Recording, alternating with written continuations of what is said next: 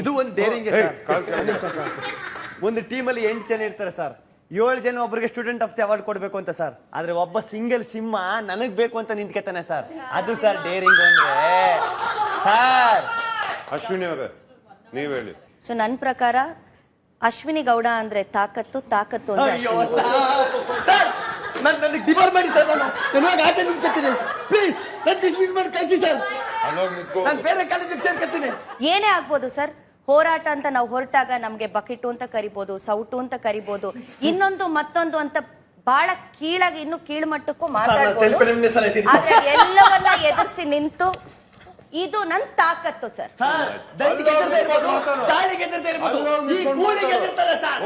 ನಾನು self ರೆಮ್ನೆಸ್ ಆಯ್ತೀನಿ sir. ನನ್ಗೆ ಇಷ್ಟ ಇಲ್ಲ ಸರ್. ಕೆಳಗಡೆ ಕೂತ್ಕೊಳ್ಳಿ.